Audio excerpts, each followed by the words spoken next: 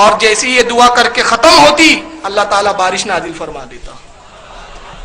یعنی حضرت عمر جیسا جلیل و قدر صحابی بھی جو ہے وسیلہ طلب کیا کرتا تھا. یہاں وہابی ایک دھوکہ دیتے ہیں, میں بات عرض کرتا چلوں, اور دھوکہ یہ دیا جاتا ہے کہ معاذ اللہ ثم معاذ اللہ نبی پاک صلی اللہ علیہ وسلم تو مر گئے, تو آج جب زندہ تھے تب وسیلہ مانگنا صحیح تھا, اب مانگنا جائز ہی نہیں ہے. اگر مردے سے مانگنا جائز ہوتا تو حضرت عمر عباس کا وسیلہ کیوں طلب کرتے, رسول اللہ کا کیوں نہیں کیا؟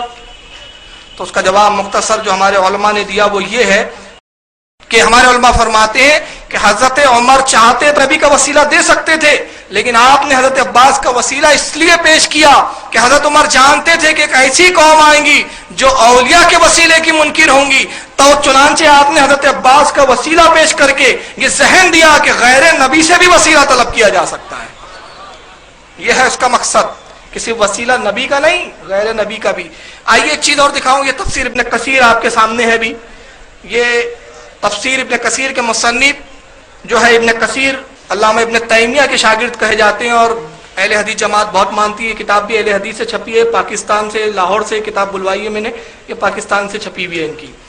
ابن کثیر میں ایک روایت ہے, میں ابھی روایت پڑھوں گا, اس کے بعد یہ دوسری ایک کتاب ہے تفسیر نصفی جس کو تفسیر مدارک بھی کہتے ہیں, یہ اس وقت ہاتھ میں ہے, میں اسی سے پڑھوں گا. یہ تفسیر جلالین ہے, یہ امام جلال الدین سیوطی رحمۃ اللہ تعالیٰ علیہ کی تفسیر ہے, عربی زبان میں مدارس میں پڑھائی جاتی ہے. یہ 3 تفاسیر میں اور اس کے علاوہ 12 تفاسیر اور حدیث کے حوالے اس حدیث کے تحت میرے پاس موجود ہے. میں فی الحال 3 تفاسیر کے حوالے سے ایک روایت پیش کر رہا ہوں کہ بعد وصال نبی بھی مانگنا جائز ہے.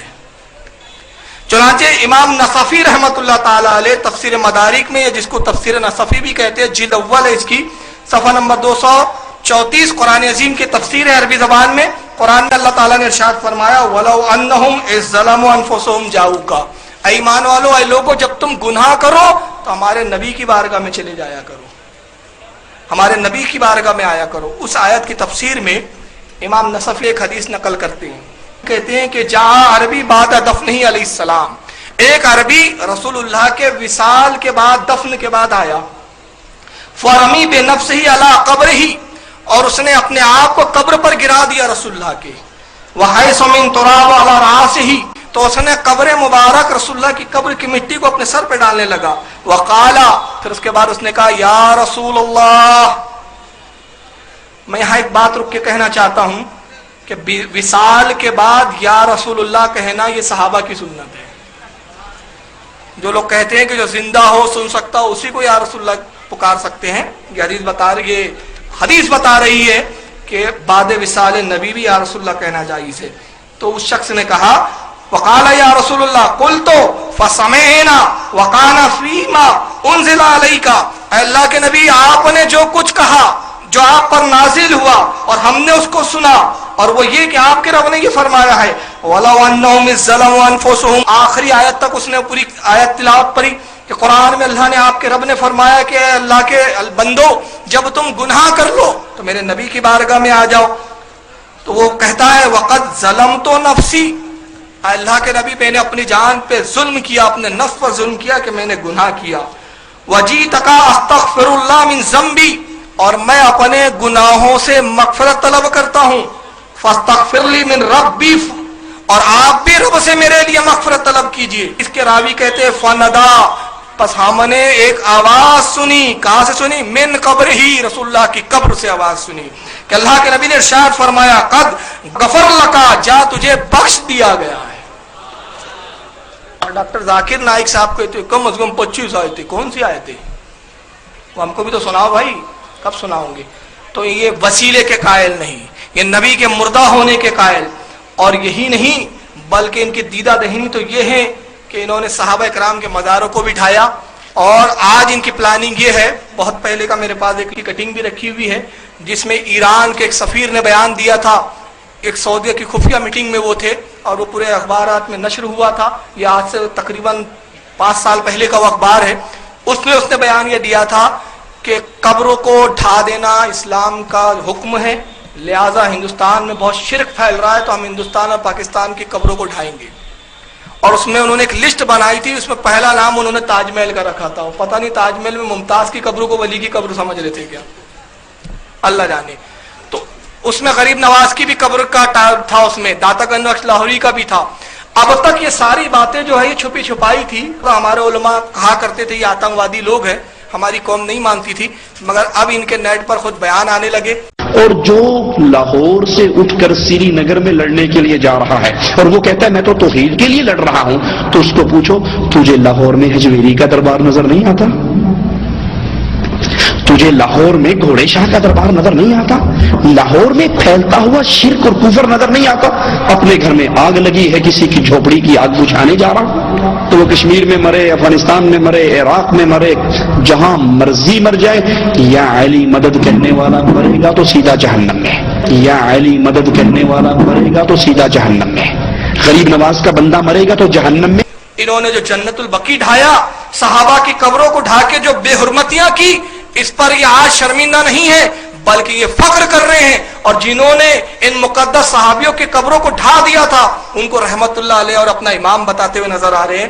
چنانچہ یہ خبیث توصیف الرحمان اس تعلق سے کیا کہتا ہے ذرا اس کا اگر اسلامی حکومت ہو اور موحدوں کے ہاتھ میں حکومت آ جائے تو یہ دھرتی کبھی بھی ان قبروں کے ساتھ نہیں رہ سکتی، اس دھرتی کو پاک کر دیا جاتا ہے. اللہ رحمت کرے محمد بن عبد الوہاب نجدی رحمت اللہ علیہ پر، جنہوں نے لا الہ الا اللہ کے آوازے کو اس پاک سرزمین سعودی عرب سے بلند کیا. محمد بن سعود سے اللہ راضی ہو رحمہ اللہ، انہوں نے امام محمد کا ساتھ دیا. اور یہ دھرتی جہاں پر دربار لسوڑی شاہ، پھسوڑی شاہ، اعتشاہ، کامہ والی سرکار کے نہیں تھے، جہاں زید بن خطاب کا قبہ تھا، جہاں خدیجہ کے دربار تھے، جہاں صحابہ کی قبریں تھیں، ان سارے درباروں سے اس دھرتی کو پاک کر کے، جہاں خدیجہ کے دربار تھے، جہاں صحابہ کی قبریں تھیں، ان سارے درباروں سے اس دھرتی کو پاک کر کے یہاں ایک اللہ کے گھر کو چھوڑا گیا اور اعلان کیا گیا لوگوں یہ پیشانی جھک سکتی ہے تو عرش والے کے سامنے، اور بندے کی پیشانی بندے کے سامنے نہیں جھکا کرتی. اللہ رحمت کرے امام عبدالعزیز آل سعود رحمت اللہ علیہ پر، جس نے ایک بار پھر اس دھرتی کو شرک سے پاک کیا. یہ وہ دھرتی ہے جہاں پہ گردن چھکتی ہے تو اللہ کے سامنے، آواز بلند ہوتی ہے تو اللہ کے نام کی. اللہ کے علاوہ کسی اور کی درگاہ نہیں ہے، اللہ کے علاوہ کسی اور کی درگاہ نہیں ہے. اس دھرتی کو پاک کر دیا گیا. اور جنت البقیع کیا ہے پتہ ہے آپ کو؟ جنت البقیع کے بارے میں دو باتیں بتا دوں. پہلی بات تو یہ ہے کہ حدیث پاک میں ہے کہ اللہ کے نبی فرماتے ہیں کہ جنت البقیع میں جو دفن ہو جائے اللہ نے اس کے لیے مغفرت کا واجب فرما دیے، اس سے حساب ہوگا نہ کتاب ہوگا. یہ جنت البقیع کا مقام ہے. اور وہاں پر علماء کرام نے لکھا تقریباً 7,000 یا اس سے بھی بڑی کئی تعدادیں آئی ہے صحابہ کرام کی تقریباً وہاں قبر ہے. ایسی قبر کو ڈھایا ہے انہوں نے. اب اس کے بعد اس کے جملے جو آپ نے غور نہیں کیا، وہ کہتا ہے عبد الوہاب نجدی نے یہاں کی تمام قبروں کو ڈھا کر اس سرزمین کو پاک کر دیا ہے. یعنی معاذ اللہ یہ قبریں تھی تو وہ جگہ ناپاک تھی، اور جب یہ ڈھایا گیا تو یہ جگہ پاک ہو گئی. تو جو ہمارے صحابہ کو ناپاک کہے وہ کتنے خبیث اور کتنے بڑے کمینے ہوں گے وہ لوگ. پھر سے سن لیں ایک بار اس کا جملہ. جہاں خدیجہ کے دربار تھے، جہاں صحابہ کی قبریں تھیں، ان سارے درباروں سے اس دھرتی کو پاک کر کے. بہرحال یہ ان کے مکروہ چہرے ہیں آپ کے سامنے. کلپ بہت ہے، گستاخیاں بہت ہے، جتنا دکھاؤ اتنا کم ہے. اس لیے کہ یہ سارے مواد ایس ایچ او کے ممبران جو ہے تقریباً 3 سال سے جمع کر رہے ہیں. اور یہ جو کچھ میں نے دکھایا یہ سمجھ لیجئے پورے گنج میں کچھ چاول تھے، کچھ دانے تھے. یہ تو میں نے صرف وہی گستاخیاں آپ کو دکھائی جو بزرگان دین کے تعلق سے انہوں نے کی. رسول اللہ کے بارے میں جو گستاخیاں ہیں، اللہ کے بارے میں جو گستاخیاں ہیں، اگر وہ بتانا ہو تو اس کے لیے ایک مسلسل پروگرام کی ضرورت ہے. آج ایسے جو ان کے جوابات دے رہی ہے الحمدللہ. تقریباً 6 مہینے سے ہم لوگ نیٹ پر کام کر رہے ہیں، اور میں اگر وہ دکھاؤں کہ ان کی کلپوں میں جو ہم نے جوابات دیے تو میں سمجھتا ہوں جتنا پروگرام ابھی آپ نے سنا ہے اتنے وقت کا 3 پروگرام چاہیے تو میں اپنا کام دکھا پاؤں گا آپ کو. اللہ تعالیٰ سے دعا ہے کہ مالک کائنات تمام سنی مسلمانوں کو ایمان و عقیدے پہ قائم و دائم رکھے. وما علینا الا البلاغ المبین. صلاۃ والسلام کے لیے کھڑے ہو جائیں. احسن منك لم تر قط عيني واجمل منك لم تلد النساء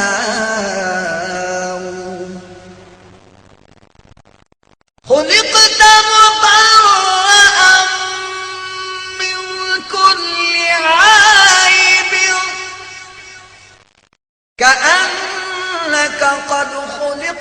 كما تشاء